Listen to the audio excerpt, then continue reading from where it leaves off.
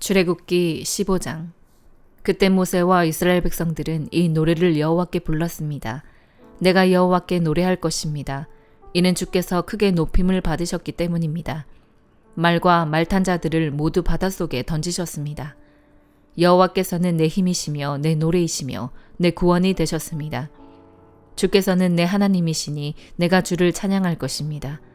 주께서는 내 아버지의 하나님이시니 내가 주를 높일 것입니다. 여호와께서는 용사이시니 여호와가 주의 이름입니다. 주께서는 바로의 전차와 그의 군대를 바닷속에 던지시니 바로의 가장 뛰어난 지휘관들이 홍해 속에 잠겼습니다.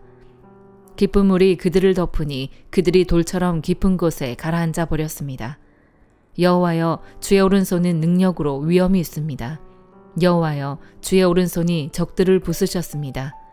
주의 큰 위엄으로 주를 대적한 자들을 깨뜨리시고 주의 진노를 바라시니 그 진노가 그들을 지푸라기처럼 태워버렸습니다.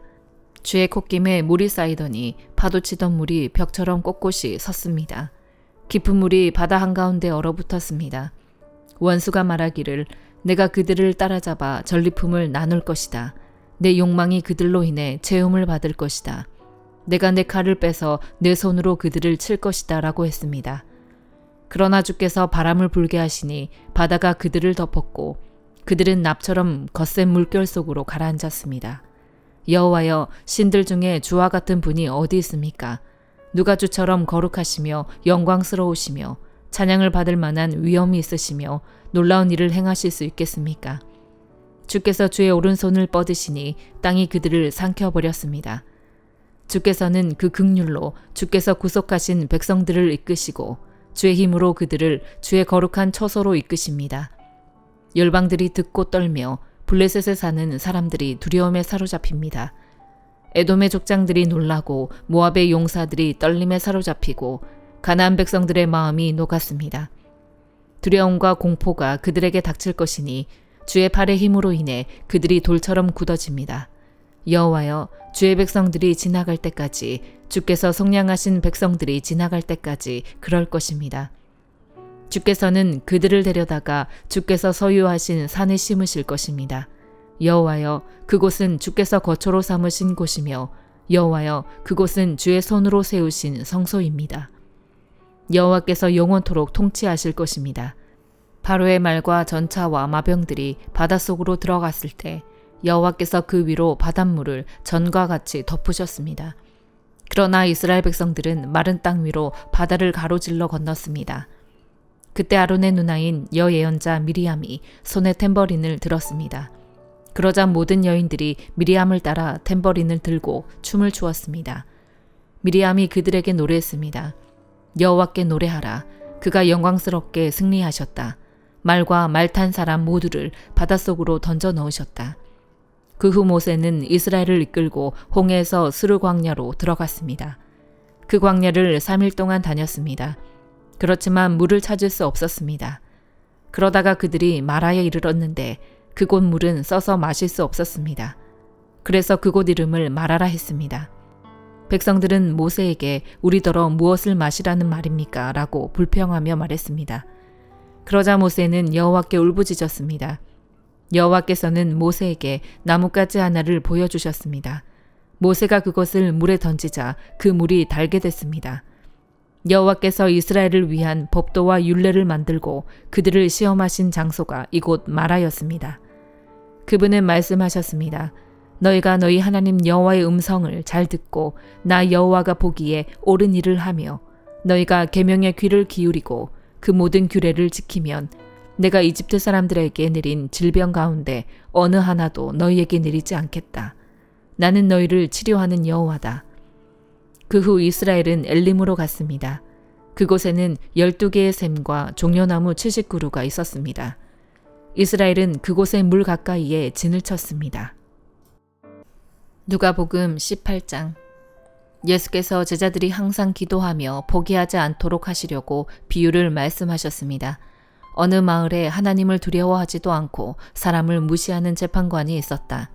그리고 그 마을에 한 과부가 있었는데 그 여인은 수시로 재판관을 찾아와 내 원수에게 원한을 갚아주십시오라고 간청하는 것이었다. 한동안 재판관은 들은 척도 하지 않다가 마침내 이런 생각이 들었다. 내가 하나님을 두려워하지 않고 사람을 무시하지만 이 과부가 자꾸 와서 나를 귀찮게 하니 이 여인의 간청을 들어주어야겠다. 그러지 않으면 계속 나를 찾아와 괴롭힐 것이다. 주께서 말씀하셨습니다. 너희는 이 불의한 재판관이 말한 것을 들으라. 하나님께서 밤낮으로 부르짖는 그 택하신 백성들의 원한을 갚지 않으시고 오랫동안 모른 채 하며 내버려 두시겠느냐. 내가 너희에게 말한다. 하나님은 속히 그들의 원한을 풀어주실 것이다. 그러나 인자가 올 때 이 세상에서 믿음을 찾아볼 수 있겠느냐. 자기가 의롭다고 생각하며 다른 사람들을 업신여기는 몇몇 사람들에게 예수께서 이런 비유를 들려주셨습니다. 두 사람이 기도하러 성전에 올라갔다. 한 사람은 바리새파 사람이었고 또 다른 사람은 세리였다. 바리새파 사람은 서서 자신에 대해 이렇게 기도했다.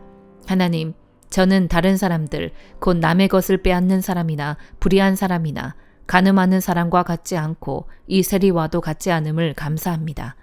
저는 일주일에 2번씩 금식하고 얻은 모든 것의 11조를 냅니다. 그러나 세리는 멀찍이 서서 하늘을 쳐다볼 엄두도 내지 못하고는 가슴을 치며 말했다. 하나님, 이 죄인에게 자비를 베풀어 주십시오. 내가 너희에게 말한다. 이 사람이 저 바리새파 사람보다 오히려 의롭다는 인정을 받고 집으로 돌아갔다. 누구든지 자기를 높이는 사람은 낮아질 것이요 자기를 낮추는 사람은 높아질 것이다. 사람들이 아기들을 예수께 데려와 만져주시기를 원했습니다. 제자들은 이 광경을 보고 그들을 꾸짖었습니다. 그러나 예수께서는 그 아이들을 불러 말씀하셨습니다. 어린아이들이 내게로 오는 것을 허락하고 막지 말라. 하나님 나라는 이런 어린아이들의 것이다. 내가 진실로 너희에게 말한다. 누구든지 어린아이와 같이 하나님 나라를 받아들이지 않는 사람은 거기에 들어가지 못할 것이다. 어떤 지도자가 예수께 물었습니다. 선하신 선생님, 영생을 얻으려면 제가 어떻게 해야 합니까? 예수께서 대답하셨습니다. 네가 왜 나를 선하다고 하느냐?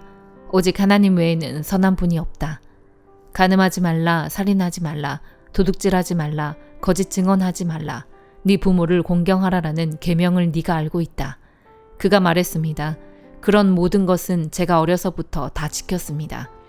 이 말을 듣고 예수께서 말씀하셨습니다. 너에게 아직 부족한 것이 한 가지 있다. 네가 가진 것을 모두 팔아 가난한 사람들에게 나눠주어라. 그러면 하늘에서 보물을 가질 것이다. 그 후에 와서 나를 따라라. 그 사람은 이 말씀을 듣고 슬픔에 깊이 잠겼습니다. 그가 큰 부자였기 때문입니다. 예수께서 그를 쳐다보고 말씀하셨습니다. 부자들이 하나님 나라에 들어가기가 얼마나 어려운지 모른다. 부자가 하나님 나라에 들어가는 것보다 낙타가 바늘 구멍으로 지나가는 것이 더 쉽다. 이 말씀을 듣고 있던 사람들이 물었습니다. 그러면 누가 구원받을 수 있겠습니까? 예수께서 대답하셨습니다.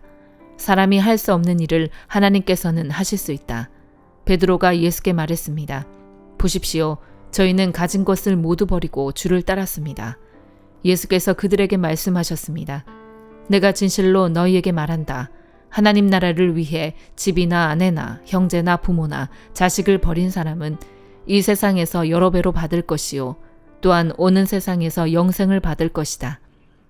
예수께서는 12제자를 곁에 불러놓고 말씀하셨습니다. 보라, 우리는 예루살렘으로 올라간다.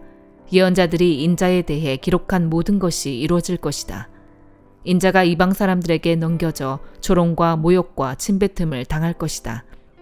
그들은 채찍질한 후에 그를 죽일 것이다. 그러나 그는 3일째 되는 날 살아날 것이다. 그러나 제자들은 이 말씀을 조금도 깨닫지 못했습니다. 이 말씀의 뜻이 그들에게 숨겨져 있기에 제자들은 예수께서 하시는 말씀을 이해하지 못했습니다. 예수께서 여리고에 가까이 이르셨을 때 길거리에 보지 못하는 한 사람이 앉아 구걸하고 있었습니다. 그는 많은 사람들이 지나가는 소리를 듣고 무슨 일인지 물었습니다. 사람들이 나사렛 예수가 지나가신다 하고 말해 주었습니다. 그러자 그가 크게 외쳤습니다. 다윗의 자손 예수여, 저를 불쌍히 여겨주십시오. 앞서가던 사람들이 그를 꾸짖으며 조용히 하라고 했습니다. 그러자 그는 더욱더 큰 소리로 다윗의 자손이여, 저를 불쌍히 여겨주십시오 라고 외쳤습니다. 예수께서 가던 길을 멈추고 그 사람을 데려오라 하고 명령하셨습니다. 그가 가까이 다가오자 예수께서 물으셨습니다. 내가 너에게 무엇을 해주기를 원하느냐? 그가 대답했습니다.